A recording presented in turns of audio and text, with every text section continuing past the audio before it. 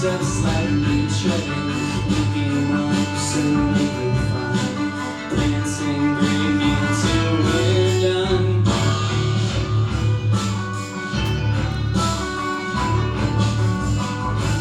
We're playing in what streets, just rain and so clean.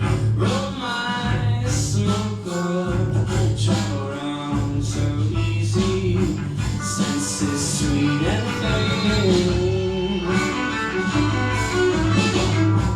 Fragrance sweet like summer skin, starling the song breaks, sunrise is too late. Chicago on fire, kindle in storm's race.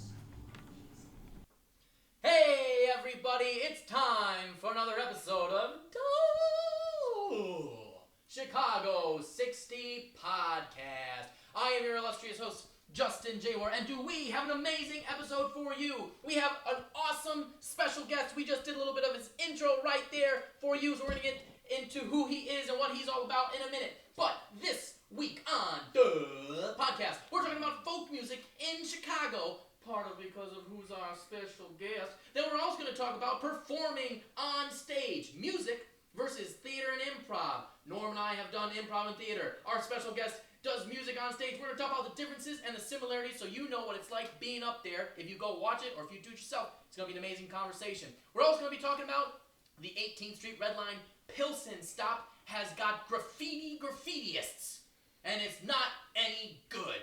Damn you, you graffiti artists, but not the good kinds. And then we're also talking about DePaul sleep out. That's right, there's a sleep out because people are sleeping outside.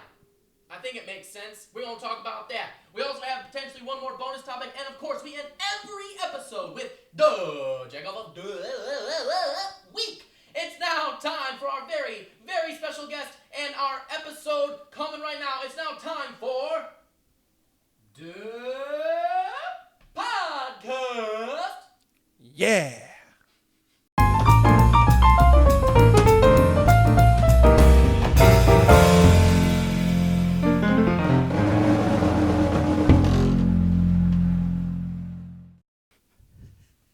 Well, I like my contributions.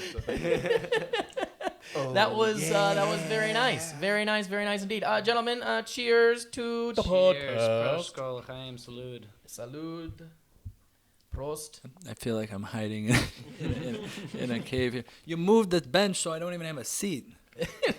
There's a seat behind you. I'm gonna mess up the camera. Ah, jeez. All right. There's a seat behind you. I'm just with gonna a squat. box. I'm gonna squat. Oh my It's gonna be God. all right. God, I try and do an intro and this guy starts talking all of a sudden. Anyway, thanks everybody for watching. If you're watching or listening on iTunes, I am, as I mentioned, your illustrious host of the Chicago City Podcast. It is me, Justin J. War. Sitting across from me is my co-host and co-star tonight, Norm, Storm, and Quiet. Quiet Storm Storm and Norman. Hello. Change that. Hello, Quiet everyone. Storm and Norman. How are you, my friend? I'm doing pretty good. Excellent. How do you feel being back in the seat across from you? Oh man, it's been a long time, right? It's been You've been in the booth where the other person is. I'll intro him in a second. You've been all over the place. Tonight you are in the main spot. It feels good to sit back in the seat, but you know what? I will say Ron does a damn good job at this spot. So. Ron is not with us tonight because Ron is preparing for a last-minute audition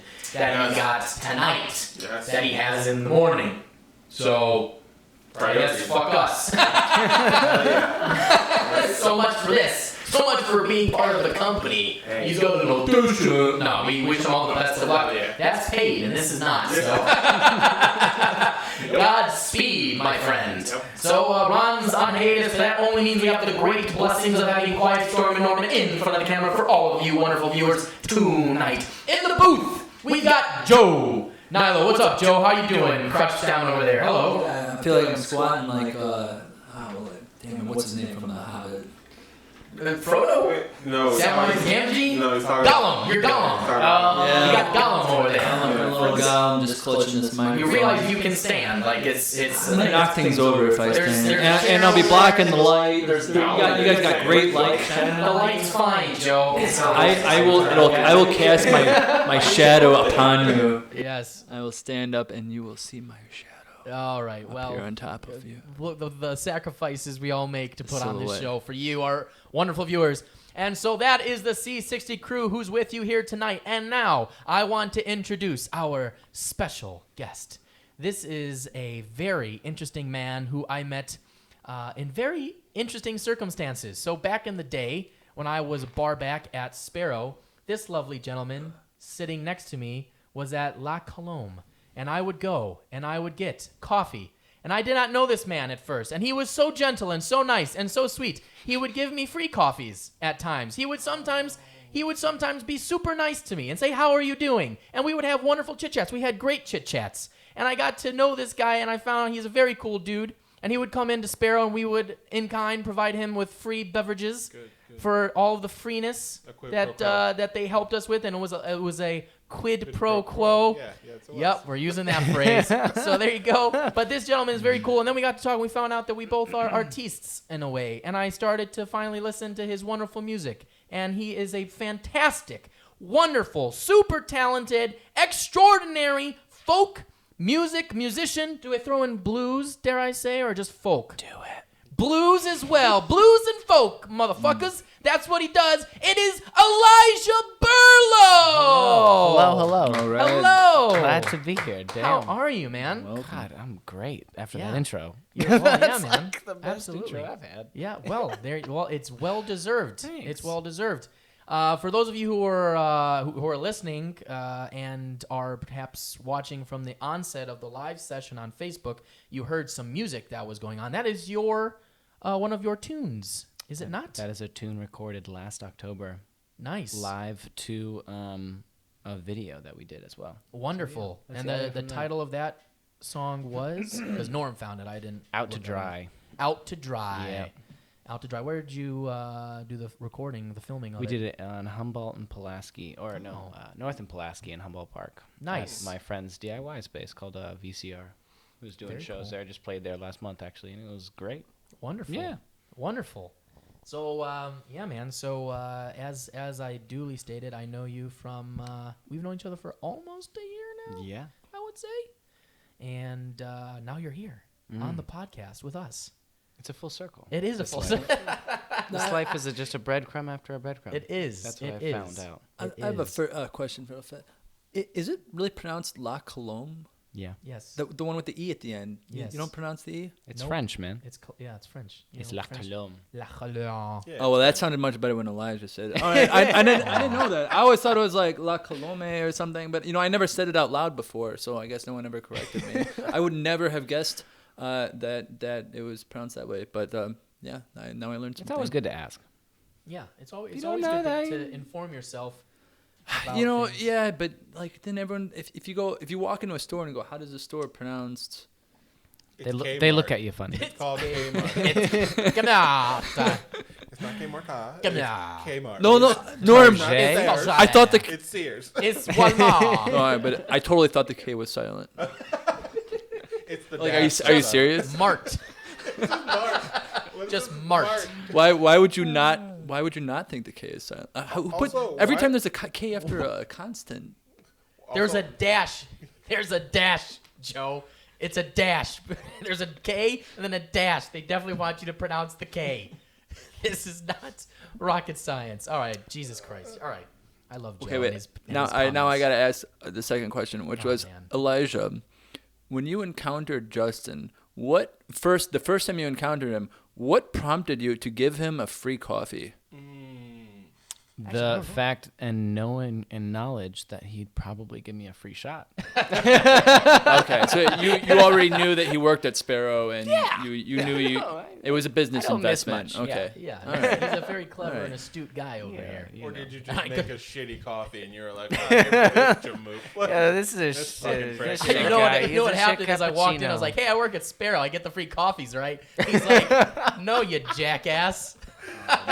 But you had such a great opportunity to be like, because I knew that I would be on this podcast. That's right. Yeah, One that, day, also you know. that One day. that as well. It was the most forward-thinking plan ever. I'm in it for the long And con. you wasted it on this. Damn it, Norm, this is a worthwhile endeavor. Come on, man. All right. Well, Elijah, it is a pleasure to have you here. I'm excited that you are here. I'm excited to talk about your music and things that you know about stuff in Chicago. See how I made that rhyme? Oh, yeah. That's good. Thank you. But so we have a couple of main topics I wanted to get to. First is, so you are a folk and blues musician here in the city. And I thought it would be nice to talk. So I love folk music. That's number one. So I like a lot of I've been listening to your music before you came here. And I need to come to a live performance that I promise you I shall do. Cole's Bar, Friday the 13th. Come on out.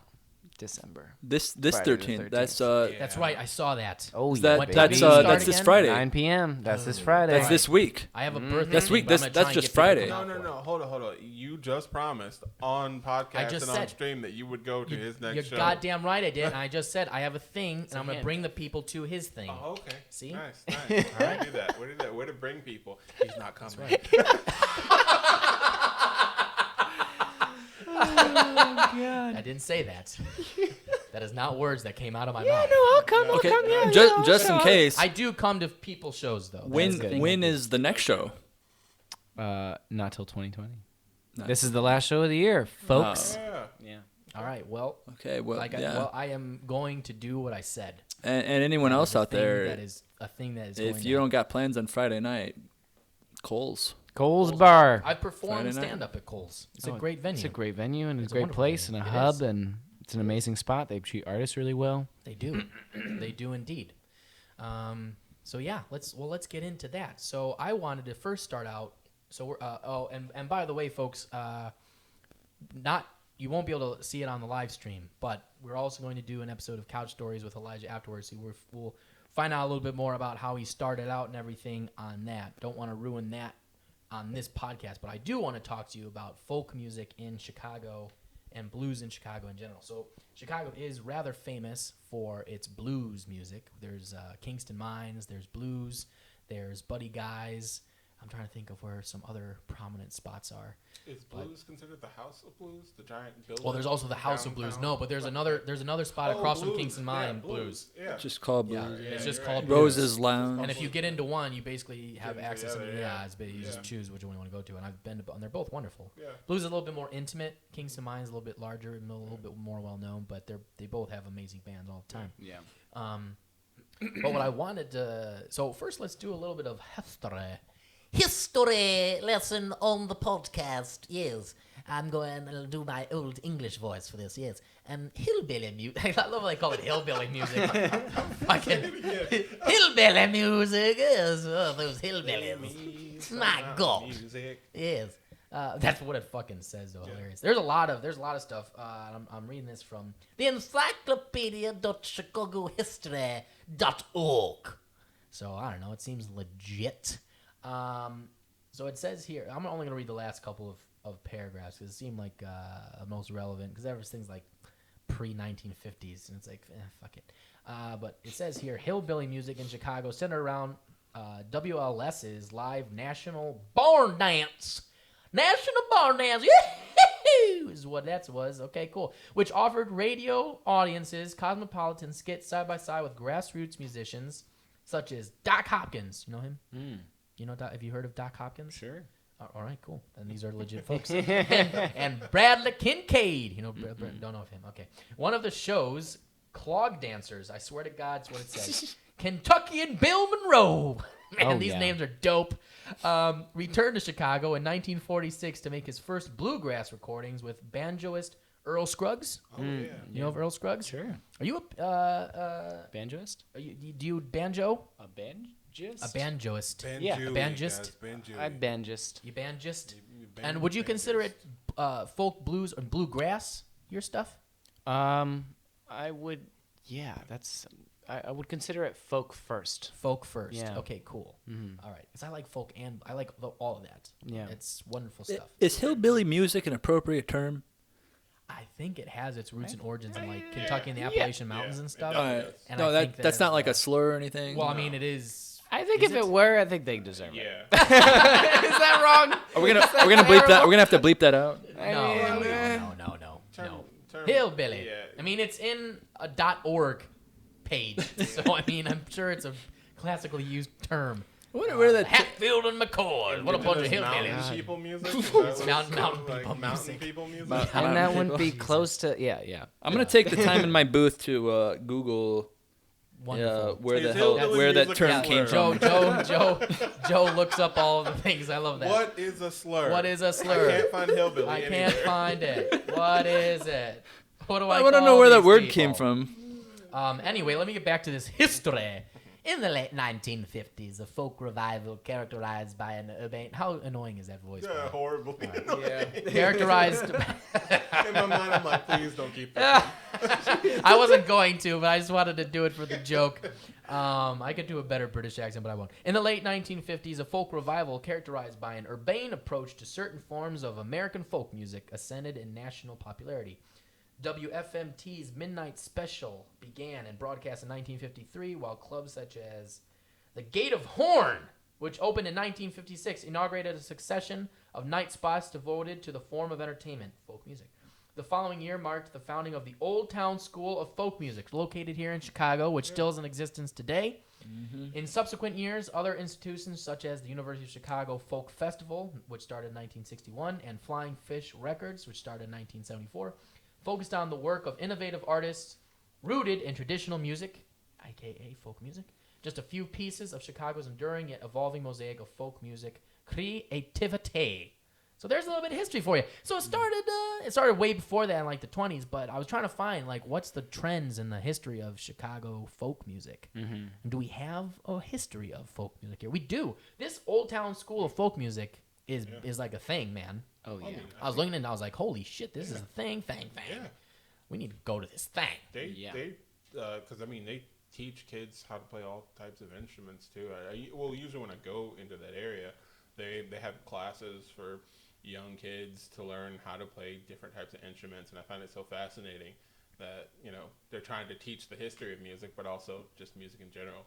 Because I was given a guitar as a child, but not told what to do with it, so I stepped on it. Like, I just blatantly just stepped on it and we're like, oh, well, that didn't work. So, Yes, good theory. Step Yeah, on the right? guitar. yeah. All right. Well, Elijah, you knew a Did few you of these. did you try asking the devil? No, I'm not into the crossroads thing. I'm not. No, I'm good All without that. So Elijah, so you knew some of these folks in the little history lesson that we gave here, but what has your experience been thus far performing folk music around the city? Do you find it's an art form that you're getting a lot of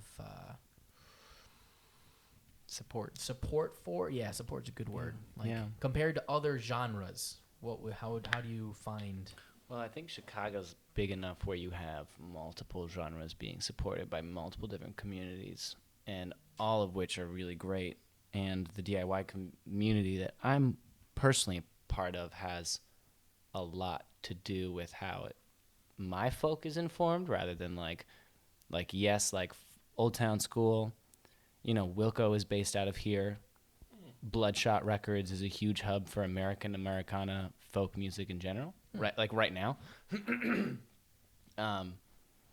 But in terms of like support for folk music, it's just like the support for community arts kind of informs most of the support that I've gotten for my form of folk music, if that makes sense.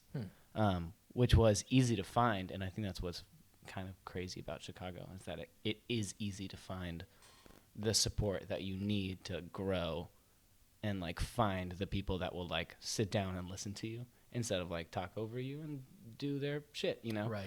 So that's part of like the ethos of Chicago, rather than like moving to Los Angeles or New York, where it's just cutthroat, and if you can't do something, you're thrown aside instead of being like seen and heard for a second and being like, okay, that's where you're at right now.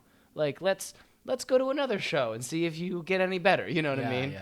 Like Lily's Bar in Lincoln Park. I don't know if you've ever been there. That had a huge comedy scene. I played a variety hour there. They like invited me in to like do a weekly show, and I just like, it's a chance to work on your shit everywhere around the city, and I think that's what's so cool. Yeah. But yeah.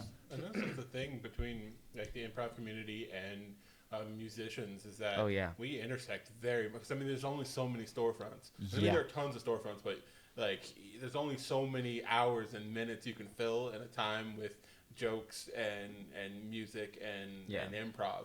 So the improv community is always like, well, we can't fill an entire hour, so we got some buds who either do music, have comedy. Dude, this variety show was actually incredible. It's called the New Enlightenment Variety Show, hosted at Lily's by my friend Matt Plowman, who was in the whole improv Second City scene. Yeah. And it's actually how I got the job at La Colombe. It's like my manager showed up because she was taking an improv class, right?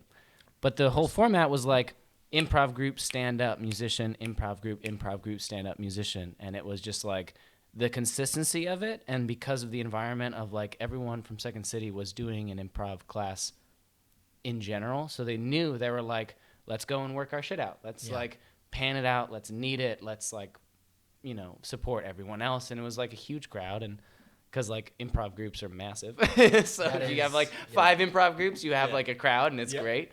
But yeah, dude, that helped me so much, and that was a little foot in the door. You know what I mean? So it's like that's great, but. I suppose, it's just, it's folk music, but it's also like folk punk has been amazingly supportive in the city. Punk music has been, there's a bunch of rap music and hip hop artists. Yes. Afro punk. There's just everything that has been like collaborative and varietal that has been like a tributary to how I can like produce my own sort of folk music. That answers that. Really short question. It does. Well, I mean, Chicago is a large enough city, as you were saying. I mean, there's gonna be people in the city who are inclined to be interested in your interests as well. Yeah. I mean, there's just enough. You're bound to hit some folk. Yeah, you're bound to hit somebody. But how do you what would you say the interest level for folk music is like here in Chicago versus some of the other genres? Because I mean, we know. So I mean, Ron is a hip hop rap artist. We've had Wilhelm Duke on before. He's a hip hop rap artist. Another friend of mine. He was the dork. You know Eric. Yeah, the dork guy. Yeah. So we had him on the podcast a few weeks ago. Nice. We were talking about him. But how do you let me ask the question a different way. Do you find that people who come to listen to folk music are like? Do you find that there's more people who are like, I like folk music, so I'm always going to go to folk music type of performances?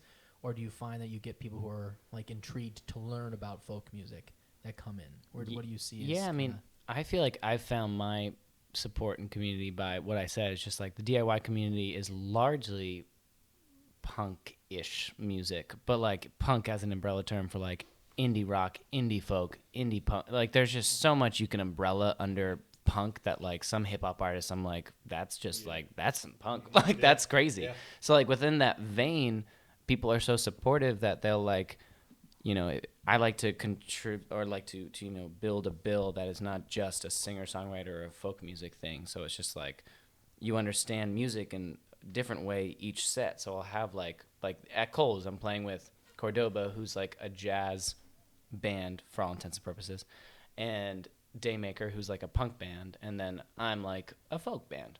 So it's like I feel like everyone feeds into each other, but I did have to like come here, listen hella intensely, and then produce my music as such to like create an environment of which people that can like access punk music be like, oh, cool. He's screaming on stage, like, because I scream on stage. But, like, that's my outlet now instead of, like, you know, something that I had to, like, find in myself. But, yeah, I think it's just, like, I don't think that people are coming to these shows solely listen to folk music. That's what's great about Old Town, though, is that there is this folk community that I have been connected to called Old Lazarus Harp, which is traditional folk music. And when you say folk music to them, it's basically an oral historical construct.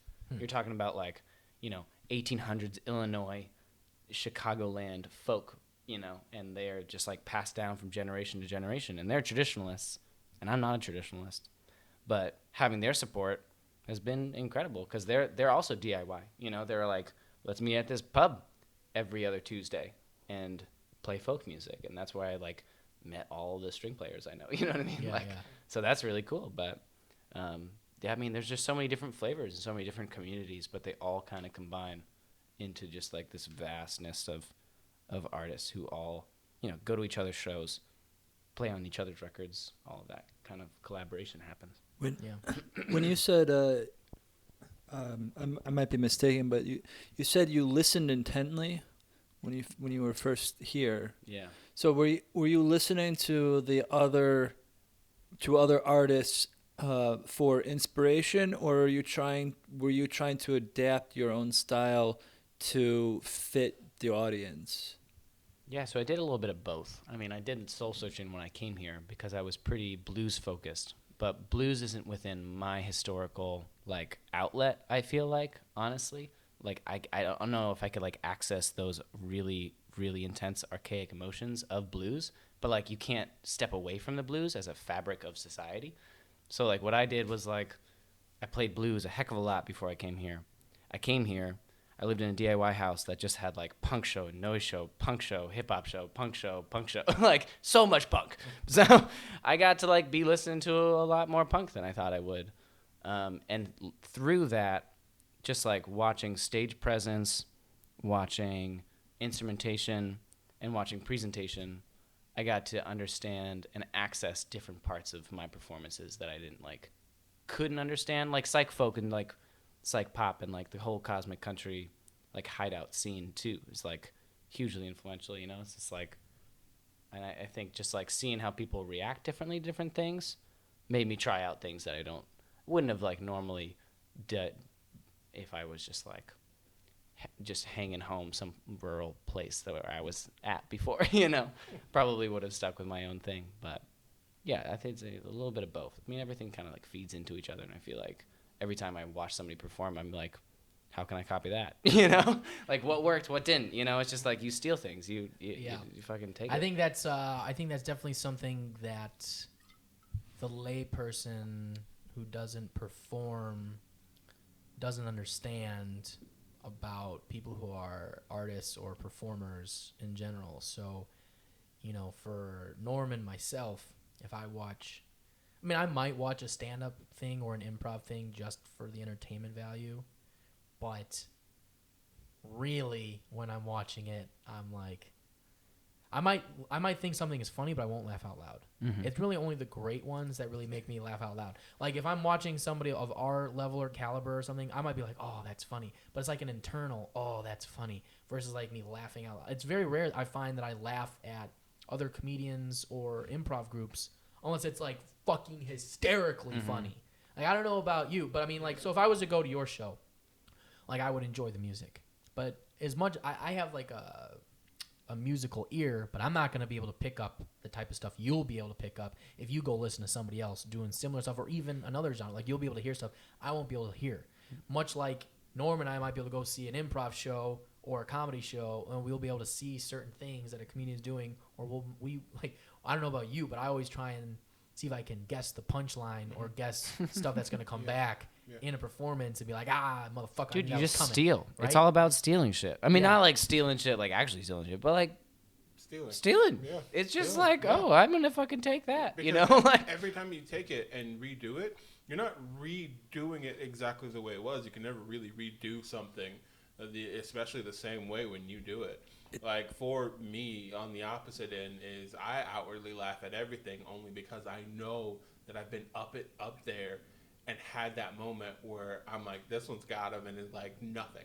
And I'm like, okay, so you're all laughing inside, you fucking pricks. Like, but like I outwardly laugh only because I also can hear the joke in my head too. Like you said, I can hear it and go, oh, I see where you're getting. Okay, or the potential of the joke. Oh, I see what you were trying to do. It's not there yet, but someday you're gonna fucking either get it or throw it away, and that's sad for you if you throw it away because it's somewhere. So, I think there's a quote that states, like, when you watch a performance, there's only two real emotions you have. You either hate them because they're fucking better than you, or hate them because you're better than them. Like you're like, this is shit, or this is so good. Yeah, God damn it! How do I get to this level? Exactly. And both drive you to really creative and awesome places. Exactly. You know, it's just like I'm personally a spiteful person, so like, I was listening intently because I was just like, I can do what you do, but I'm not up there right now. Yeah. Right. Because I can't do Right. what you do, but I will do what you do. That's You right. know? Yeah. So it's like Yeah. going to those performances was like heartbreaking sometimes, but like it was also really informative and helpful at the same exact time, you know? Yeah. It's not stealing, it's sampling. Joe with the very astute comments, the words of wisdom, if you will. But that's what I mean, there was stuff that came out it was a while back. I can't remember who was talking about this, but the concept is still worth mentioning, is that there really isn't an original idea at this point. I mean, look at just television in general. I mean, they're just completely bringing back old stuff from the fucking 60s and 70s now, old shows, Hawaii Five-O and all this shit. Nobody has any original fucking ideas now. I mean, something that's inherently original. But as like you were saying, Elijah, like even, and I can hear some of it sometimes in music. You'll hear like just a bar, and you're like, huh, that sounded familiar. And it's because it came from another song. I mean, you got to be careful with copyright stuff and all that jazz, but you can still, I mean, there's rules on that. You can only do like a certain amount or some shit like that. But to yeah, that moment though, and I don't know if anyone else has that moment, but there are certain points in music, because I love music. I think it's the one thing that connects every single person on this earth. Yep. Is that you can listen to different types of music, but that's always the connector.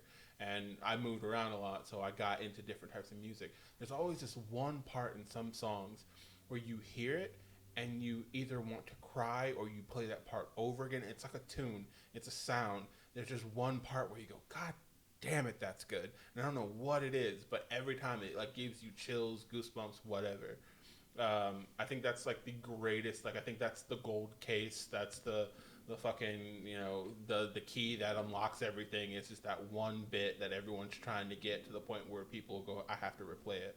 Mm-hmm. I have to. Mm-hmm. Yeah, 100%. I think music definitely has more of that power potential than comedy.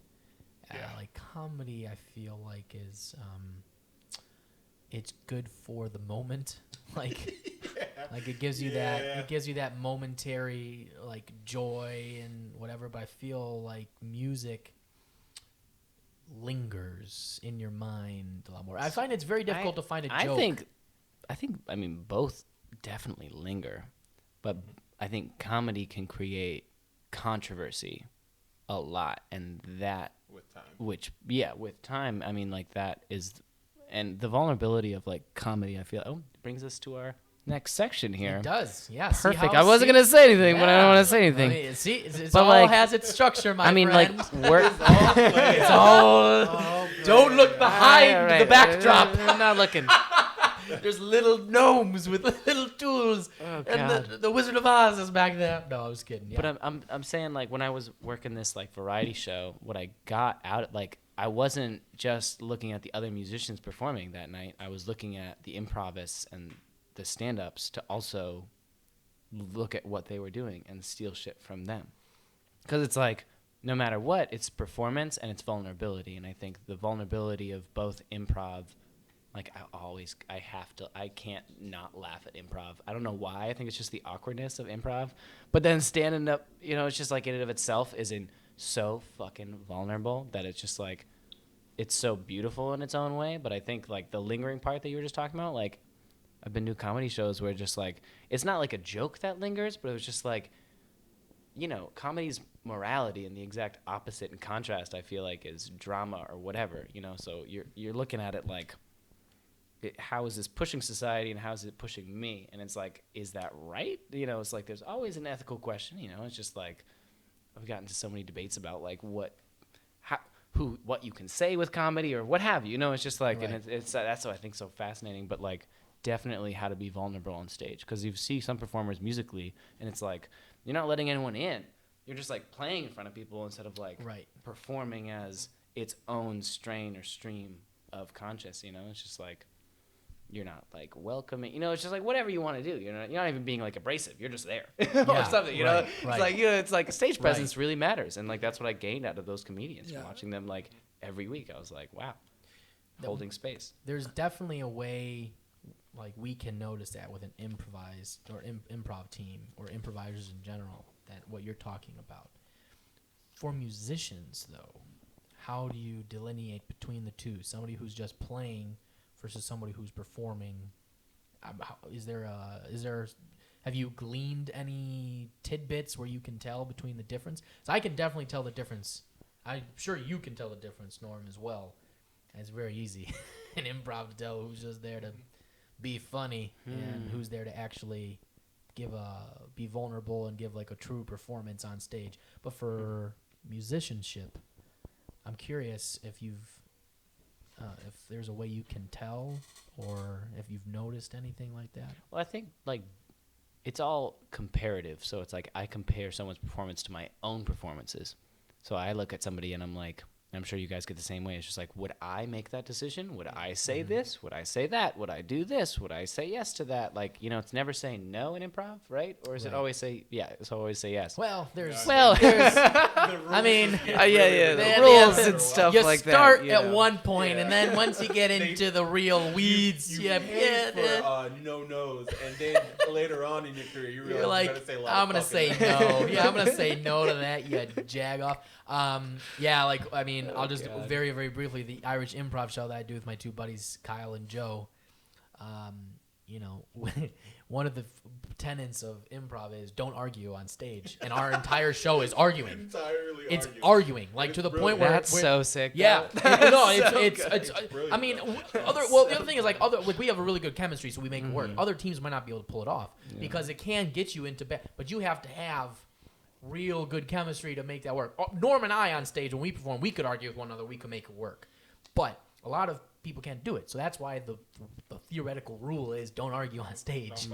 Don't fight, because it's hard to get to a good place, because then it just turns into an argument and people are like, I don't want to watch this shit.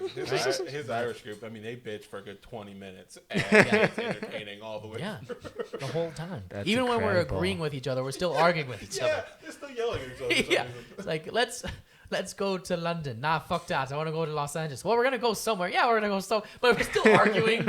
It's like, what the fuck are we even? Are we gonna go or not gonna go? But do you find that with and it doesn't have to necessarily be folk music in general, I guess, but just like, or it can be, I suppose. But do you find that happening in performances on stage where you're looking at somebody who's not you and you're like, this guy's just a fucking poser, man. This is not legit. I mean, I personally, I'm a spiteful person and self-critic. This is the second time you said this. Yeah, I'm really spiteful. Like, why I started playing music was like out of spite. You know, it's just like the fire of just like, my brother plays music and he gets girls. Shit. Piano sucks. I'm gonna play guitar. Like, no one's gonna travel around with a piano. Like, everyone just roams around wherever the fuck with a guitar. And I was like, I'm gonna be better than this. Like, I need to be better than you at this. I love that So I did that. much. I love that so much. Like, bro. so I think it all comes down to pussy at the end of the day, doesn't it? Oh, God, I didn't want to bring it there. I didn't want to bring it there. But like, yes, I mean, I was really jealous. Yeah, for sure. No, I hear you, but that So, motivates. Yeah, that can motivates, motivate. and but it also, the greatest attribute is also a very big weakness. So it's like mitigating like this, like, all right, how can I be supportive and like gain something from somebody that is not deprecating to myself, like that's too self-critiquing of or them or of me or something like that. So it's like I'm not going to self-critique other people, but what I've gained is like my performances start like I've always like tried to introduce like an arc with my music and with the entire like fabric of what I want to convey in general. Like, each performance has to be like a movie. There's always this very relatable arc that I want to like convey to you, and that's what I've gleaned and try to do every time. So yeah, that's cool. Yeah, I like that about, because even in improv it's the same, putting together a story arc. Right. And I see a lot of musicians who are the really, really good ones are able to, not only with the music, but how they transition between songs and how they interact with the crowd. They're providing an overall. It's not even a performance. It's like an experience. right. It's an atmosphere. It's an atmosphere that is created. It's it's kind of difficult to do with improv necessarily. I mean, you don't really. Would you say, Norm, that you can create an atmosphere with improv? That's why I'm saying like music is slightly different in a way. Like, it consumes you. I feel like I do like what you're saying. Like, comedy can make you think and it can hit you like boom. like right in the gut. It'll hit you like somebody just punch you right in the stomach. I think music can do that sometimes, but I feel like music gives you that more like overarching, like I'm in something larger than myself. Whereas comedy, Norm, I don't know what your thoughts are, but I feel like it's more like this. I'm in this thing for like a minute, and it's like, okay, now what's the next thing? I don't know. That's how I feel about it sometimes. I think because with music, it's, for one, if you dissect it, it's the sound of a melody that immediately kind of keeps you. Then it's the lyrics and the words being said.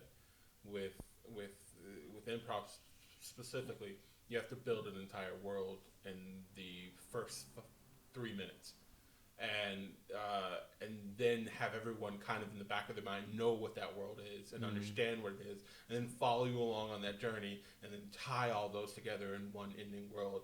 With music, you're kind of already in that world. Even if you don't know what the song is or who the artist is, you immediately know that you like this sound, and you're kind of enveloped by the words being said or by the tune. And I think the only thing that could probably do that just the same is theater. Because the world is built, you see it in front of you, and then now it's just kind of the performance on stage. I think it's like music first, theater, and then improv would as you get to improv, that veil becomes smaller and smaller and smaller and harder to create, I think. Yeah, I would agree with that also. Is I mean, with improv you're creating on the spot, so you have to really get audience buy-in right off the bat. With theater, you kinda already know what you're getting yourself into when you read the damn play, like when you read the title of the play, and the synopsis of it. I feel like with stand-up music. has that quality though.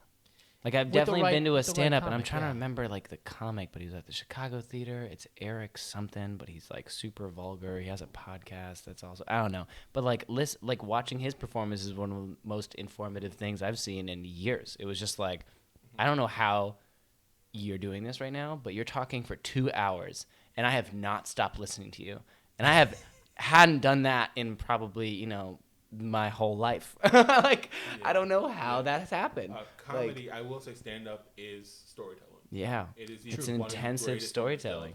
Intensive storytelling, and most famous comedians, because I mean you can, when you immediately think about it, you think of comedic bits, and it's literally a beginning, like they start on what they've seen in the world. They talk about the things that they've noticed, and you notice them too, right? So it's funny because you all have that similar kind of connection. So how would you create that with music then? Like what have you witnessed? And I know Joe's got a question, so we'll get to Joe's question in a second, but how would you create that story with music? Well, I mean, like Hamilton is a good example of that, right? I mean, it's literally a whole fucking story. Just Right, but I think that's multimedia, right? It's like Yeah. that's theater, which is like 18 different types of like medias combining. It's just like, and I think that's why comedy and music are so relatively like you can compare them very easily, is because it's like there is vulnerability and then it stops there. It's just like when you invite people in, you invite them to yourself, and it's just like I could be playing a song on stage, or I could like performing a song on stage. And what I try to do, at least, even it's like, I try to construct my entire set list to be an experience, and just like not to be like in a dynamic way. Like when you're doing a bit, it's like you're not gonna try to make people laugh the entire time. You're gonna like work, throw in a little bit, build, big bit. You know what I mean? It's just like, and that's what's so fucking fascinating about it, because it's like you're not like, I see, if you go to a show and you listen to like an entire set of music and you're like the entire time, it's just like it's cool. Like overwhelming. that was a whole set. Like what I try to do is like I'm gonna do this texture and bring it back, and I'm gonna do this texture and bring it back, and then I'm gonna do this texture and bring it back, and then I'm gonna have this like middle period, and I literally get everyone to stretch with me. I call it like the mid-inning stretch, like at a baseball game. I'm just like, I'm exhausted at this point, and I always feel fucking weird during the middle of a set, so I get people just to like put up their arms and do a yoga stretch with me, and just like like engagement, and it's just like I always welcome people and like say tip your goddamn bartender, it's just like, and just like talk to, it's like a weird rhetorical thing happening because it's like you're talking to an entire room, but you're also just like talking to yourself at the same time, but like you're having a conversation with like almost yourself, but the entire room at the same time. Yeah. Interspersed with these like really personal, vulnerable things. Like my music is really personal and vulnerable, and I put like everything I possibly can into it. So that's how I try to build like, just like this period of time where you're just with me, and we're just like with each other. And that's the key. That's the key to any good live performance on stage. I think in general. I mean, we could relate it to on camera as well, but particularly on stage, like people are right there in front of you. Like, if you're being disingenuous, like you're saying, you're just playing instead of performing. If you're just trying to tell jokes on stage instead of actually trying to make a connection with the person across from you, the audience can tell that, and they're not going to enjoy it. The like creating that story, that performance, that atmosphere comes with that vulnerability, because being human, we all. If someone is willing to be vulnerable on stage through their music, through their comedy, by connecting with somebody, I mean, our best improv shows were not where, I mean, we got very comfortable with each other, so we would just, I wouldn't know what the fuck we were gonna say, you wouldn't know what the fuck we were gonna say, and they'd just be like, I'm just looking at you, I'm like, no, we're gonna go somewhere with this, but it's like that's a vulnerability, but like people who on other improv shows, whatever, they'll just come out like, I'm gonna do this thing, I'm gonna say this thing, dude, and you're like, bro. Whoa, like this is whack. Some whack. Like it's hard for me to even sit in an improv show. I can't imagine what it would be like sitting in a open mic or like a variety show, watching some dude trying to play his music that's fucking corny as shit, and he's trying to like make a bunch of dumbass jokes to like get the people. I would be like, yo, bro, get the fuck off the stage, man, because like that's something that we. I mean, people think the funniest thing is like audience members will have that reaction, but fuck, if you're a performer, it's like 100 times you're like, God, bro, get the fuck off, like you're ruining this. Do you get this feeling at all, Elijah? And do you get this feeling at all when you're like, you see somebody that's so bad, you're like, fuck, you're ruining this for me, like these people could come see me and enjoy this thing that I do as well as you, but you're fucking it up so bad they're gonna be turned off forever and never listen to folk music again, or never come see an improv show again because you're so fucking bad at this. Johnson, You get why this are at all? you saying this out loud? Jesus Christ. You just got a lot off your chest. You just got, that was like months of just pent up. In the audience. Yeah. Like, what are you doing?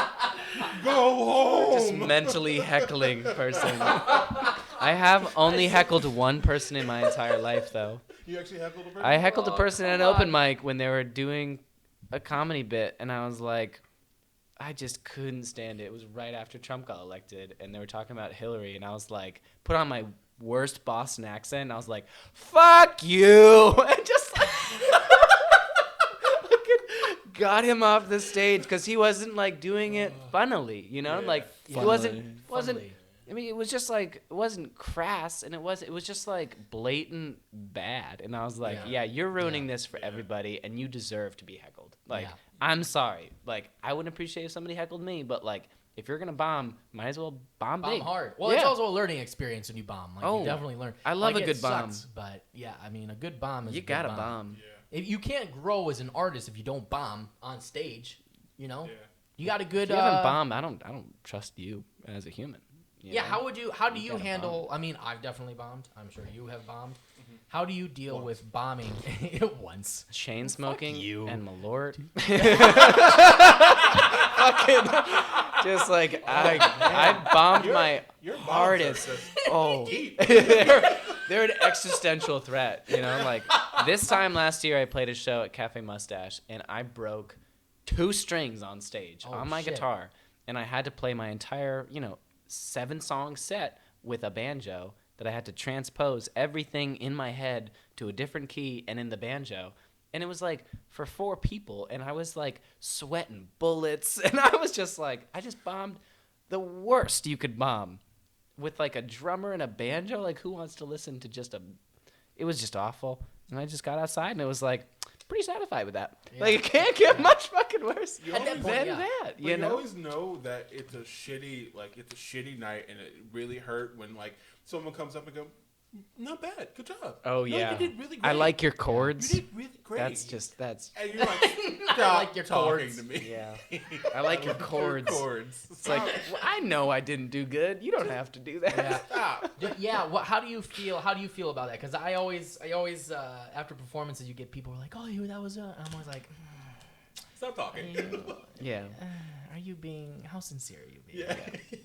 Because I mean, like, because here's the thing, as a performer, you know when you done goofed. Like, you know when you've had a good show and you've had a bad show. And I mean, like, there's still maybe some elements even in a bad performance or a bad show where you're like, there was some good bits people might have enjoyed, but on the whole, this was not my best. Let's be real. With performers, there's either really good or awful. That's true. Like there's only There's two. it's hard to Yeah. have it in between. That's true. Because in your mind, it could be a decent show. It could be a show that everyone's like, it wasn't bad. In your mind, like, that fucking sucked. Yeah. I hated every minute of it. And Yeah. you're like, no, it was all right. And like, nope, it was trash. Everyone knows it. Everyone sees it. Yep. Yeah, I've definitely had some of those as well. Do you find, having watched improv, stand-up, and other music performances, Elijah, that is there any? Oh, I guess I'll ask you this question: Is there like one major takeaway that you've had from watching improv or stand-up that you've used in your music performance? It certainly isn't telling jokes because I'm not good at telling jokes.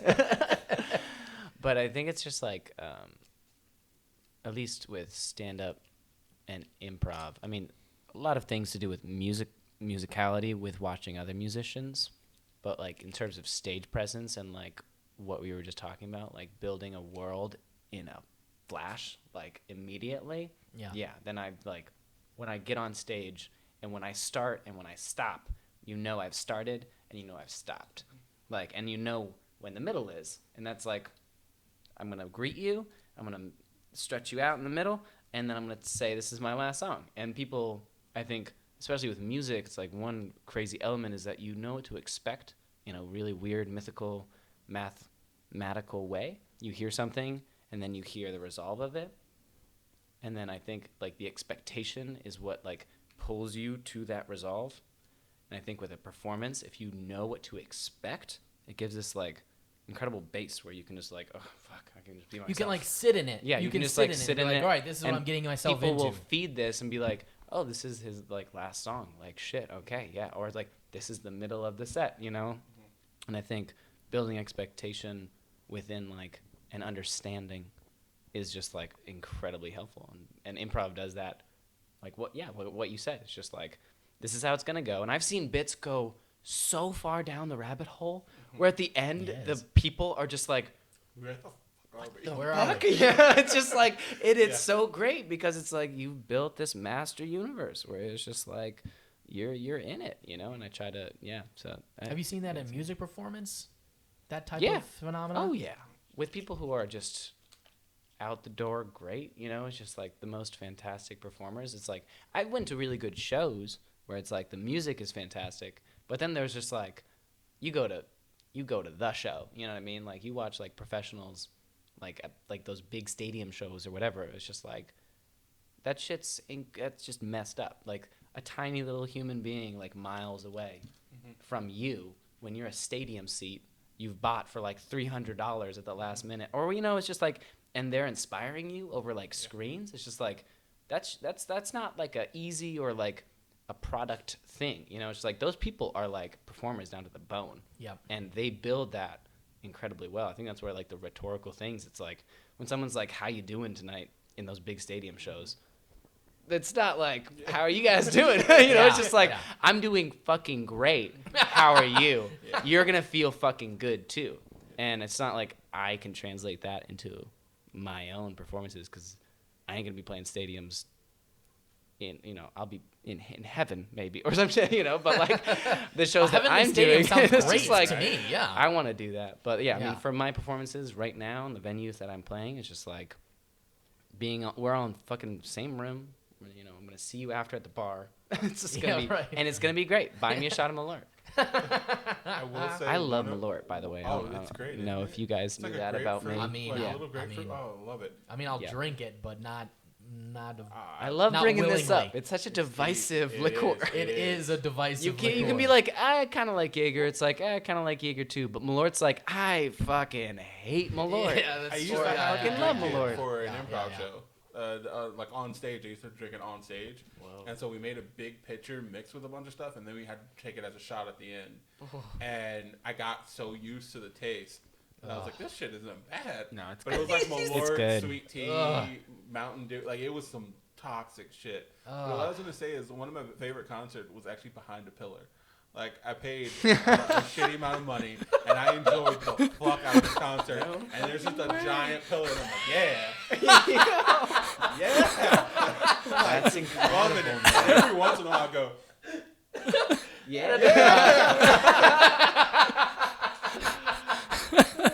Bro, the pillar was your muse for the music to give you inspiration. giant white pillar. Oh and me my just god. Wow.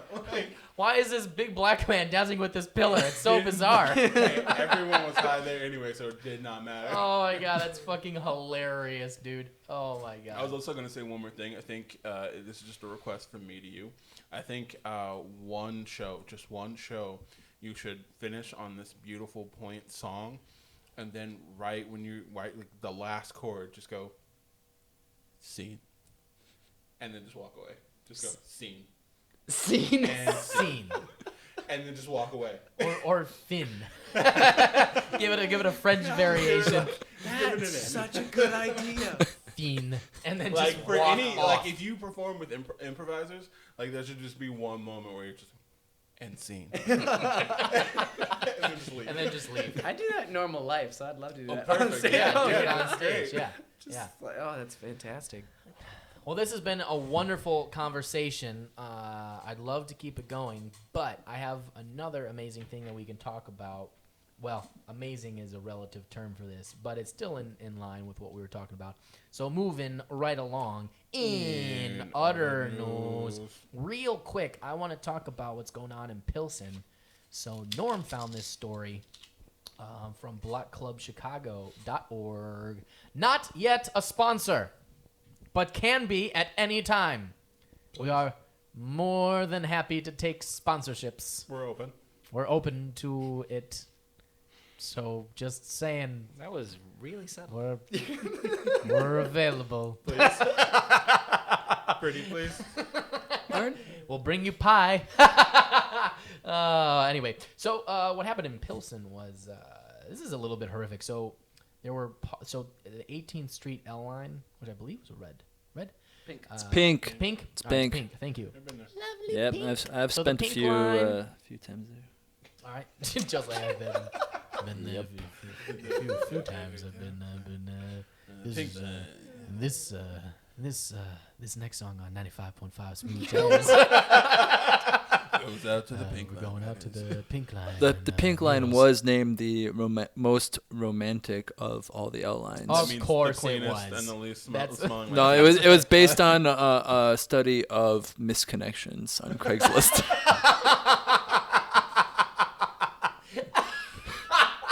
This was true. I think That's I read it in Red Eye. Wait hilarious. a minute, slow down. What? Missed connections. Like Craigslist mixed connections? Yeah, are there other types of? Well, I thought you meant like misconnections on the actual L. Like oh shit, I meant to get off at the Yeah, it's 18th. like- and No, then, like, we're going to 35th. The no, misconnection section of Craigslist. Craigslist. Yeah. Oh, interesting. yeah. I used to read that shit Interesting. every morning when I woke up, just in case I Wow. was on it somewhere. Yeah. That's smart. Yeah. Next up on Never. 95.5 Oh, man. Smooth Jazz, we've got a missed connection. The pink line. Oh man, that would be a great radio bit. You were singing my smooth, sultry jazz notes, and then got off at the 18th line, and I missed the sound of your sultry voice. Who are you, weirdo? Don't even do that to yourself. That was amazing. Yeah. Like, you All just right. jump into radio right now. All right, let's get into this next story. We got two more things to talk about before we get to the jag-off, and that's a whole thing that's going to be talked about. Yeah. All right, so look, the crux of the story is there are a bunch of beautiful murals on the 18th Street pink line on the L stop. And then they got all painted over, just random white stuff on Whitewashed. yeah, it got whitewashed is the term. Oh, they got Tom I Sawyer. think that's some sort of a thing. You got to hit the camera, Joe, if you don't mind. Yeah. A technical break. technical But break. anyway, so yeah, they had all this wonderful art and murals on different portions of the stop, and people are just like just random like boxes of white. Like they didn't paint over the whole thing or anything. Just like random spots. They just put a bunch of whiteness. It's like, yo, what the fuck is that, man? Well, Like, I mean, why? It's kind of not their fault. I mean, it's The alderman city's is fault. pissed. Yeah. Byron Lopez. Yeah. I'm not gonna. Well, because Sigcho Lopez, 25th Ward. Yeah. The 25th Well, Ward. I mean, they had these commissioned in the 90s, and they had these murals painted. I mean, generations have grown up with these murals at this point. And then they were tagged, they were graffitied. And instead of hiring the individuals or even just asking the individuals who made them to come back and update them and repair them, the city went, oh, just put some white paint on it. No one will notice. No one will give a fuck. We don't care. And so they did that, and people got pissed off. Yep, Right, that's exactly rightfully what so. happened. Well, because the murals were painted in 1998 by Francisco Mendoza, Gallery 37 students in the Mexican Museum of National Art as part of the city's Adopt a Station program. So, I mean, it was like a thing. Yeah. Like, this was a thing. Like, Yeah. this was an inherent part of Pilsen. And, like, these were done by people in the neighborhood who were like, this is our culture. And somebody just, like, fucked on their culture. It's big, put a, With I mean, it would have been white paint. with white paint. And the irony of Pilsen being a super gentrified area or gentrifying area right now is not. I mean, it's not lost in this story. No. It's like big little No. blocks of white paint. I mean, Because they're talking about the heritage being painted over Yeah. with these big blocks of white paint, and it's just like, well, it's just a wall. No, it's you're already pushing a group of people out of the area, but then to even just take away something as simple as a mural that a lot of people have had, and not even, like you said, I would hate it if they painted over the full mural, but not even fucking paint over the full thing. Like, not even just clear out the full thing. Just put it smack dab in the middle like someone pissed on it and then walked away. Yeah, it's just ridiculous that that people would even consider doing such a thing. Much like the graffiti artists who put graffiti on the bean. Yeah. Like, what are you doing? Like, what the who are you? that's kind So of that's funny. that's my. I gotta jump in. I really hate the people who just come and do the tagging because that messes up for everyone because it gives graffiti a bad name. The whole concept of street art, which can be really fantastic art, Yes. just gets lost in this because when they just come up and just write some random shit and it looks terrible. I mean, it really makes everything look worse. And then you got to come in and clean it up, and it's a pain in the ass for everyone. And I was saying before earlier, this is why spray paint is not allowed in the city of Chicago. I can't even go like paint a fucking chair or something because I can't get spray paint in the city because they don't sell it because they're afraid of people. But people still People go out find it. outside. Yeah, and then there's spray paint nonsense on stuff. But when you could be making legitimate art, so this is my call to all the people who go out there and actually like paint things. Make if you're gonna go paint something, make real art. Like make something pretty. Like just make it Wait. pretty. So Like, you're come talking about subjective things here. Yeah. I mean, I would argue that like any tag can be second, beautiful. second thing I was gonna call out for this whitewashing thing, just to all the people in the neighborhood, residents in the neighborhood, just go paint on the new white wall. Paint something nice there. Maybe But someone paint should something tag the that's white easy wall. to- Unwhitewashed. Well, I mean, if you put like "fuck you" CTA on it, they'll have to come out and fix it. So, That's also true. like, isn't Yeah. it like that lady who spray painted a penis on her sidewalk because there was a pothole? Oh my there, God, and then they I love had that. to repair That it was so because good. Yeah. Yep. The mark. Yeah. So I They get. were That's like, right. please don't ever do this again, people. And people were like, what? What? Yeah. Oh, you mean you'll fix our shit if we draw dicks? I gotta tell you guys. Nobody wants to see a dick. Nobody wants a dick pic, and nobody wants a dick on the streets. Well, nobody wants potholes either. So. Yeah, well, that's the point. Yeah, but I. People want less dicks on their streets than they do, which is difficult because some guys walking around could be dicks. But part of it was pretty smart, and I was like, oh shit, that's kind of a No, good that's idea, that's so. freaking genius. So I want to say I spent a lot of time in Berlin and has fucking fantastic street art. Like really, it's amazing there. And well, a lot of places in Europe in general, they do art better in general. But Okay. yeah. Anyway, all right. Well, no, there's a so critique I'm of American art for you. yeah.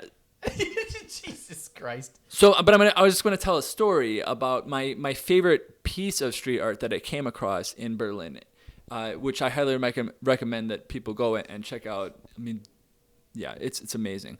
But in this one subway station that I used to take this train every day, going to class, and inside the station, because I was there every day, and you could see like along the train tracks, there's nothing. And then one day, overnight, an entire mural just appeared over the tracks. Literally overnight, just a full mural just appears.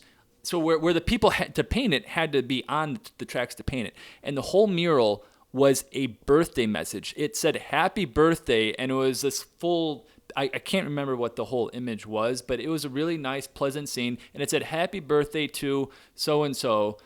And it was like a birthday card. Like somebody made a birthday present to someone, and their present was to paint this huge mural on the subway tracks. And it was gorgeous and amazing and inspiring. And it touched me. And I'm like, this is fucking cool. So this is what I want to see. I want to see stuff like that in Chicago. Well, that's a good point, and thank you for that story. That's cool. As a person who was also in Berlin, I can say that there was there's definitely a lot of art on the old Berlin Wall, if you know what I'm saying. But I think to summarize this story, I don't know what you're saying, actually. the Berlin Wall, when they tore it down, there's a lot of graffiti and shit on it. And there's still a lot of very nice murals on it, so they kept some of it up. So it's not all torn down. I thought when the Berlin Wall came down, like it all came down. Nah, son. No. There's tons of Berlin Wall there, and there's just tons of art on it now. Oh, yeah. It was the biggest thing. Of course, then you got people pissing on the wall. But that too. I mean, that comes with all art. Yeah, that's right. Yeah. But I think, Joe's point is well taken, and I think we'll end this segment with this quote from the article where somebody wrote, I wasn't sure if it was a Twitter thing or somebody wrote somewhere, but they basically said, hoping with others that this is for new murals, but still, I love the ones that were there. This hurts.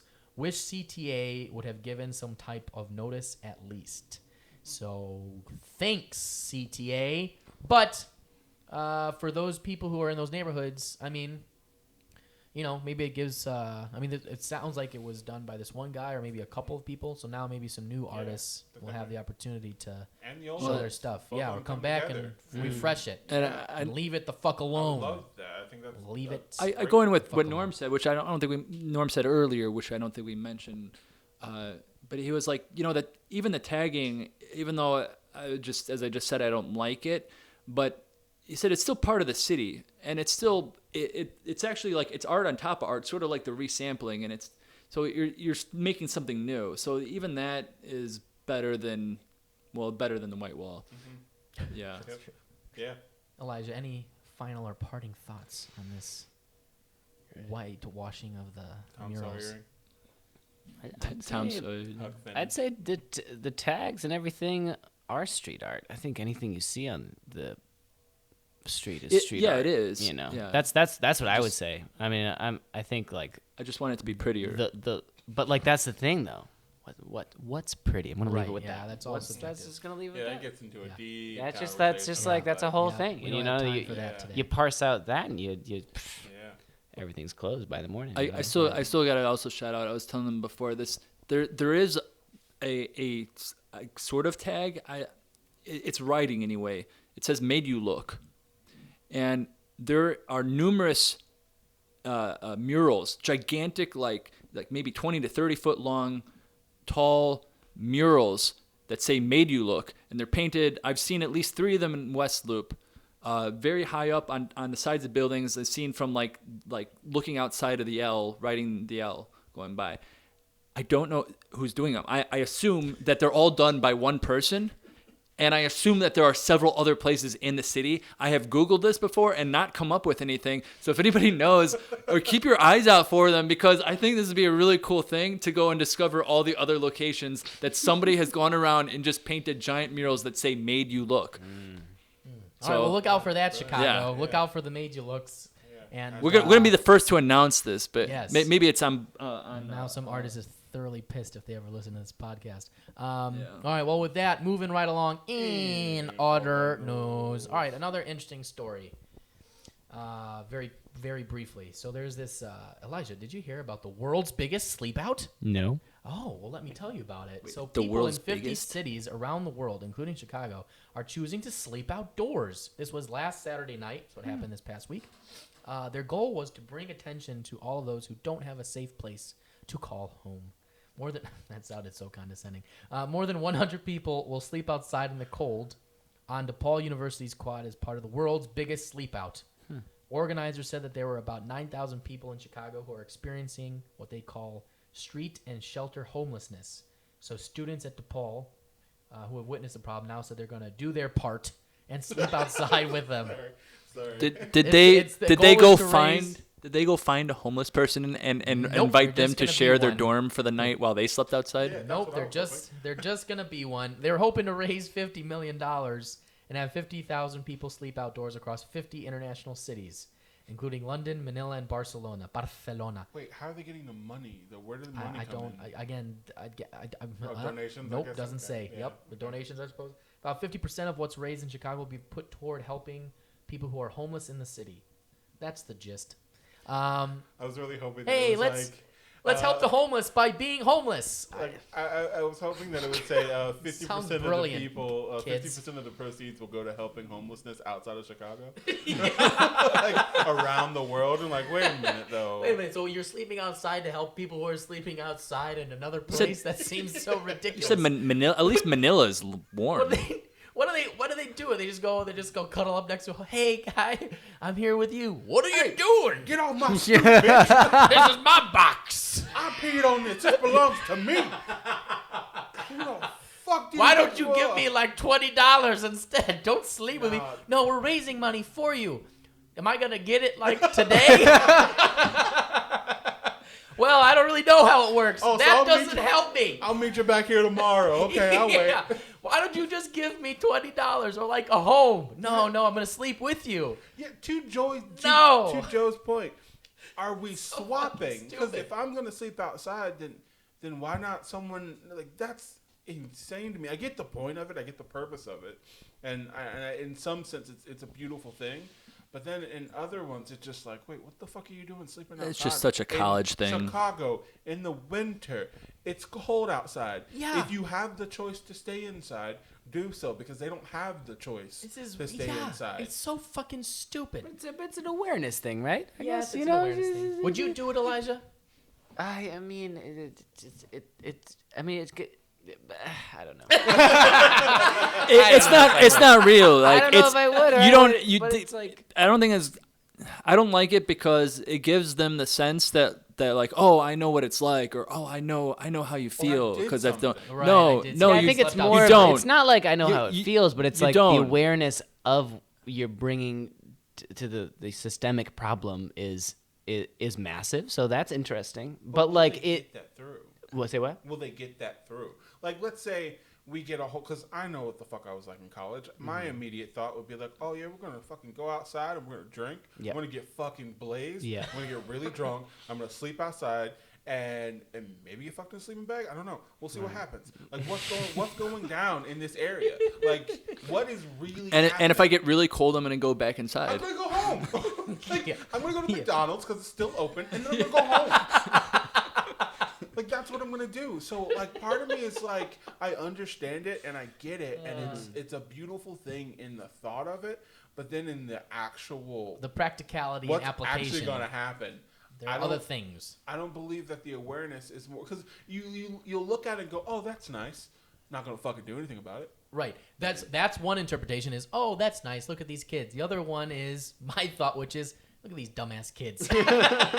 Why don't you just go give a homeless person $20 or go bring them into the soup kitchen and provide them a meal? They you do fucking idiot. just as much good as all the rich white people who go to Africa to like do service. Let's build them a well, and then like 6 months later, the well is inoperable because there's nobody to operate the fucking well properly. But I So it want- gets just as dirty. I want there to be Fucking someone stupid. out there with a megaphone like, hey kids, by the way, just letting you know, if you're not fucking careful, you will be sleeping outside with your college debt. So vote for Bernie.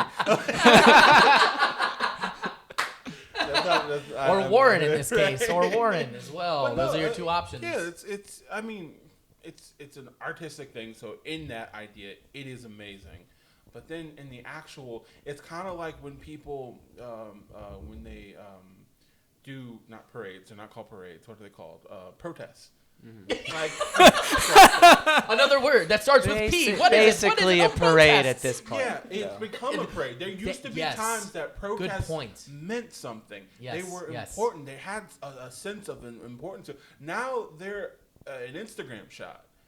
Right. And it feels weird because it's like, well, no, we've got to go beyond protest now. We've got to either go to changing something or Civil disobedience. completely shutting shit down and killing people. Like there's an extreme that we have to go. We have to go past that now, unfortunately, because the protest is not going to do. Well, it's seemingly like Instagrammable altruistic thing, right? Like this whole like I'm gonna sleep outside and I'm gonna get likes for it and all this thing. But there is an aspect of raising awareness, but I think there's just like this other step where it's like people being skeptical, like as we are at this table. Yes. Like, Right. Okay, so you did this sleep out. Are you gonna take that extra mental leap and try and do something with social work or like like help a homeless person out on? It's just like, and I think that is where it's like maybe this peevishness that I'm feeling from you guys is just like, Yes. wow, so you're like did this for like a night, cool. Are you just gonna help out? You gonna volunteer at some place? I did something! Because there's like a lot of thing about like Yay! giving money to homeless people in general, or like there's just like Yeah. there's a lot of Good these things, point. If there's people signing people up to work at soup kitchens and shit like that and to start helping, that fan-fucking-tastic. is some grassroots shit. Yeah, yeah. Yes. because that's where they should something. be. It's like, Yeah. hey, sign up. Don't just play pussyfoot. Like, don't fucking bullshit. Get in this, even if it's just for one. A Yeah. body is a body, and we need bodies. So That's what I'm hearing with the protest say. It's just like, okay, you're gonna go out the street and like, oh, fuck Trump and stuff. But like, are you gonna, like, do the other step of that of like canvas for Bernie, or it's just like actually work for Act Get Blue or involved. something like that. Yeah. Right, Getting get involved It's is just like- good. yeah. Well, so and surface level regardless. politics doesn't help Yeah, yeah, many yeah, yeah. people. And I was just a shout out to that.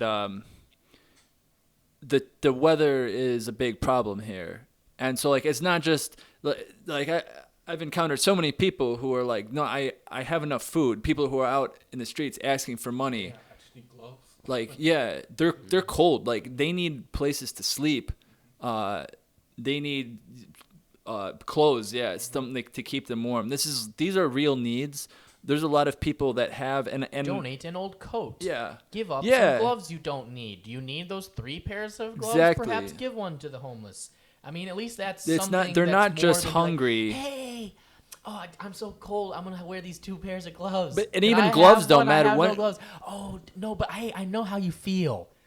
When Fuck out of here. when All we right, when sorry, we start getting when we start getting some polar vortex action going on here, like gloves ain't helping. Gloves won't Peop- cut it. yeah, Nope. those people need homes. They need they need shelter or they will die. And if you encounter someone out there, help them. Well, like the city of New York. Well, actually, the city of New York has done some interesting things. But like, there's the city of New York like will pay for hotel rooms for all their homeless, so that and it's actually cheaper than having them out on the streets or some shit. Is basically what they found out. So they have problems. There's other cities that do stuff like that. I don't know if Chicago's looked into that, but again. These kids could be doing stuff like that to get involved or whatever, and so that's why I mean, again, like you were saying, there's 2 kind of thoughts. It's like, oh, how nice. Are they gonna do anything beyond this, or is this just like a hey, I did this? I'm a woke. Right now student. they're doing a lot more than what we're doing by just making fun of the kids. Yeah. That's what I've been thinking about the whole That's time. Yeah. It's like, Yeah. Nah, we're bringing awareness. But We're still bringing awareness by that's talking why- about it. But that's why I hope that it's actually. I hope we're proven wrong. I hope we're smacked in the face with the truth, and they're actually doing something that's a better phrase. than. I mean, I hope so. Because my hope is, I hope the same thing about Trump when he got elected. I hope that I was completely wrong. I always hope to be told that I'm wrong, because then that means they're doing way more. And yes, I agree that they're doing more by sleeping outside, but you're also just like, man, like, please tell me that there are boxes set up to give clothes. Like, please tell me that there's shit there set up for them to go, okay, I'm not going to say I did it. I actually did something. And then please trust that those boxes will actually go to those people. Because half the time we give stuff to people and then they go somewhere else. They get sold. They get used. Correct. So I hope that on all levels, I'm completely wrong. That's my hope, is that I'm completely wrong and that this is the best thing that could have ever happened. Well, that is a good note to end on. Well, for that. That's a good note to end on. I gotta give for one that. more. That's a good note. No, this is Joe, I got a fascinating it, fucking Joe. thing I gotta throw out there, like, because I was just reading. I have the article, but I was just reading that there was a theory thrown out that there are more vacant homes in the city of San Francisco than homeless people. And I was reading a follow-up to it where they actually did economic study on it and basically concluded that it's actually pretty probable. Yeah. They're loose. The statistics are a little bit loose on the number of vacant homes and how they calculate that. So there's like some error percentages, but by all like very serious calculations, it's quite probable that there are more vacant homes than homeless people. Well, you know what that So- sounds like to me? That sounds like a San Francisco problem and not a Chicago problem. So with that, we're talking about Chicago. It's people experiencing homelessness. Yes, They're not homeless people. that's correct. That is also a good point. And with that, we're going to move right along in other news. Hey, it's time for our favorite segment on the podcast, Elijah. You know what time it is? It's the thing that you were making fun of earlier. You ready? Jag-off? That's right. Are you ready? It's time for the Jag-Off of the Week! All right. Elijah got into that one. I saw that. It was great. All right. So this week's Jag-Off is the guy who ate the banana that had duct tape on it. That was a $120,000 banana piece of art. Hold up. It's everybody involved in this. And then everybody entire else story. involved in this story. I'm sorry. The Jag-Off's got to be everybody. It's everybody. involved. It's From everybody. beginning This to is an end. actual story, Norm. Elijah, have you heard about this? I've seen the statuses on the Instagrams. on the Facebooks. On the Facebooks Yeah. and the Instagrams and Yeah, the yeah. Twitters. All right, so let me tell everybody out here who may not have heard about this. So, have you heard about the duct tape banana? Because everyone has heard of the duct tape banana. So apparently, there was a whole banana situation that somehow got more absurd. Some dude walked into the art gallery that had a banana duct taped to a white wall. That was the art. Yeah. That was the art. Yeah. Because it was art. And art. And it was just on a white wall. So some dude walked into the gallery and pulled the banana off the wall and just fucking ate it. He just ate the banana. Which is art as well. Which is also Yeah. the guy fucking art. the guy who did the art basically said, well, that's so this guy purchased this art for $120,000. Okay, it's a banana. It's a banana. Duct taped to the wall. It's a banana. So there's this banana, and the guy pays $120,000, and this guy is just like, I'm hungry, and just walks up, pulls off the thing, peels it, eats it, and the guy's gone. He comes back, he's like, where the fuck is my goddamn banana? He's like, oh, that guy, and then everybody else is like, oh, that guy over there is eating it. What do you mean nobody stopped him? No. Wait, So Justin. this guy How was much literally- was the it guy- paid? Oh How my how much did they pay? So the for- guy paid $120,000 for this piece of art, and as he was banana. getting on the plane, they called him to let him know that someone's currently eating his $120,000 investment. currently eating. Yeah, Currently because they're like, eating. everyone's showing videos of it right now. It's being ate. Like, It's being eaten. and Like, was the guy not like, oh, well, you should he stop him? freaked the fuck out. He's coming back to the gallery to be like, don't eat it. And they're like, it's already been eaten. It's gone. But we will replace the banana because art is a construct. It's an idea. It's a piece. And he's like, but that was $120,000 fucking dollars. How about I have bananas for the rest of my life? But then the artist is like, well, you're supposed to replace the banana. The Does that banana mean will the banana go back. it'll get moldy. So you're supposed to replace the banana. So the banana will be replaced. So basically, he bought a white wall for $120,000, a strip of duct tape, and a plethora of bananas that he's going to have to, I assume, replace himself. The bananas aren't included. They're included? They're not He's included. got, They're not. You don't get a. You don't get a Of course, that's what I'm lifetime saying. supply of He's bananas gonna for have to buy his own goddamn 120,000. bananas The to put jack back up off, there. the guy who ate the banana, No, it's the or, banana or the itself. guy I feel like it's the guy who bought the banana. No, but that's what I'm saying. It's all Everybody. Yeah, it's all It's of it. every bit Somebody of it. bought a banana on a duct tape to a wall for $120,000. Which is Jag wrong. off. Then somebody ate the banana. Jag off. Then all the people who just stood around and watched this guy eat the banana. Jag offs. The person who called the guy to basically say they're eating it right now. A jag off. There are people who are videotaping it. Everybody is a jag off in this Was there situation. s- They're all Not the jag-offs. the artist. That has probably Not was the the, artist, though. genius The thing artist is the most fucking baller person. that's That's the right. anti-jag off That's of right. jag offs. He's the I think. anti-jag off. What was- The anti-jag Jesus off. What was that call like? Oh So my by the God. way, it's $120,000. Are you fucking? You mean what? Yeah. Say it again. Say it again, but louder. Don't spend another $120,000 for another banana. The That's an artist, expensive banana. his last work was the 18 karat gold toilet that he called America. This guy. He like That's great. And then he apparently had gone quiet for a few years, and this was his big new reveal. New thing. And it makes his God. legend even bigger because does. of what happened. Yeah. And I'm wondering, like, did you pay the performance artist who ate the banana? Because that was That's my what immediate I'm thought. wondering. Yeah. Is that you paid that person or asked that person to do that, knowing very well that. And how much did that person get paid to eat the banana? Probably $10. Yeah. Like, let's be real. I mean, Or just asked. yeah, really. Hey, can I Like, eat this hey, banana? Just like, hey, you, hungry. my broke artist You're friend, not are like, you oh, hungry? we're not You gonna wanna split the go to the- $120,000. He goes to the concession Like, I stand. thought Hey, this was the spread. I'd like I'm to sorry. get. What the fuck, dude? Hey, who left this good food on this wall? Fucking idiots. He goes to the concession stand. He's just like, hey, can I get some Skittles? Oh, we're fresh out of Skittles. Can I get some Fritos? We're out of Fritos. How about a hot dog? No hot dogs. Pop? Nah, we're all out. What the fuck do you have?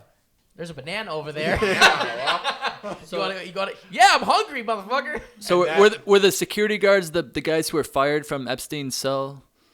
Oh, wow. Let's not Wow, talk about them that's- because that's conspiracy. That's So- that's a whole thing. They're But anyway, No, but so where yeah- were the security guards here? Yeah. Well, the police were there too, and so on top of that was another individual who came in later on. Speaking of Jeffrey Epstein, came in afterward and wrote Epstein's murder. Epstein didn't kill himself on the white wall. So after that, he was arrested and dragged out, and was like, "Well, if someone can come up and eat the banana, I can write on the wall." So now on top of that, this piece of art is now a white piece of cardboard and a duct tape banana. For $120,000. Unreal. I mean, that's a thing that happened in life. Yeah. Hey, someone Unbelievable. shot in a can and took a picture of it, and it became a famous piece of art. So anything's really possible. I learned about it in Oh my college. God, that's. I don't know that one. I don't remember the name. It don't- was like poop can or something. I wanna be able to put the meme. I'll see if I can edit it in for this episode of Dr. Whoever in Futurama. I don't want to live on this planet anymore. That's just the thing that's rolling in my head. I mean, as right an artist, now. that is Come the on. most baller fucking thing ever. And then as a performance artist, that's even more baller. And then as people in this human race, it's kind of fucking crazy. It is. Yeah, I got a personal note on this thing. I got not a Tinder match, a Hinge match because of this banana, and then lost it because of the banana. Oh, So damn. yeah. Wow. Bananas just taking things left So and right. Yeah, God, And I bananas. gotta give a shout out just in case that this woman is watching the show. Do This it. connection. So the story, right? I Oh say my this for the God! show. Where's this podcast Yeah, going, so Joe? I'm on Hinge, which I just started using this week. So I come across Oh my God. this girl who is a huge artist. She's a graduate from Columbia College, and just the Hinge profile is very brief, but she's very, very into art as a profession. And so you're supposed to send a message. So I sent a message to her and I said, what did you think about the banana duct taped to the wall? And she responded back, ha ha, oh my God, ha ha ha ha ha. And which was not a response. And I was just Yeah. staring like, I asked you what you thought about it, and I don't know what you thought about it. So I spent a whole day trying to think of how to respond, and I couldn't come up with anything. And so then I just like, well, I was like, well, I'm gonna play a little bit, and so I wrote back to her and I said, oh, you totally loved it, didn't you? You want to have that on your wall, don't you? And then afterwards, I thought, well, that might be a bit strong. Maybe I should send like a little like, face to like Joe, show I was you're joking. not- Joe, stop, She already blocked stop. me. She Joe, blocked me. Like stop. I sent She that in like blocked you. in 5 minutes. She like unmatched me because apparently she thought I was being serious and like being very condescending. That she must love this banana All right, we're and gonna want have it to- on we're her gonna wall. have to apparently add a dating segment to this podcast. So I because don't remember. Joe's Yeah, I dating don't remember woes who are her now on name the podcast was. now. It was very my God. brief. But if she's out there listening, I was not being condescending. I was definitely being sarcastic. I did not actually think that you wanted the banana on your wall. Oh my God! I was Joe, just trying. I was just teasing. So Joe. yeah. This, I hope banana brings people together. We're gonna make some banana bread. Oh my God! All right, up next on Smooth Jazz 95.5. If you want a banana on your wall, Joe Nilo is out there looking for you. All right, thank you, Joe. There's Joe, so thank many you. ways that Thank you. that's just- I know. I was just like, that's a you thing want that a banana on your wall. that's a thing that happened. All right, well, Elijah, you want to give out the last good old jag-off to these jag-offs? Give you the pleasure of calling them jag-offs if you'd like. They're jack-offs. There All you of go. them. All of them. Bunch of- Goddamn jag-offs. I love that. They're all a bunch of jag-offs, and Elijah told you so. There, that was it. That was the jag-off of the week. And with that, we are concluding our podcast for tonight. For all of you who are watching, thank you for watching. For those of you listening on iTunes, thank you for listening. And I want to give a couple of thank yous. So first, I'd like to thank Quiet Storm and Norman for being my co-host and co-star tonight. Thank you, Norman. Thank you for being here. Thank you. I'd like to thank Joe for being in the booth, making sure everything was working properly. Thank you very much, Joe, for being here. Ah shit! I hit the wrong button. And with that, we all end. And then, of course, I would like to thank our special guest, Elijah Berlow, for Thank being you guys, here. y'all. This Folk is music hilarious. extraordinaire. We loved having you on. And for Friday those of you night, listening- Cole's. That's right.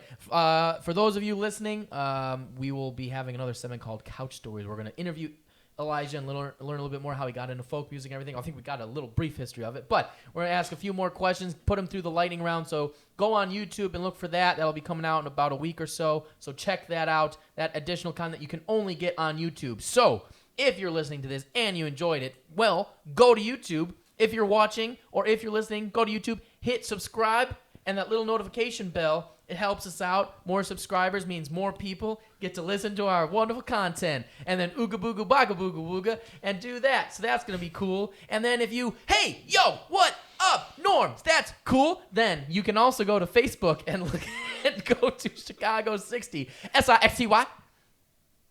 And you can go there and like and follow everything that we're doing there.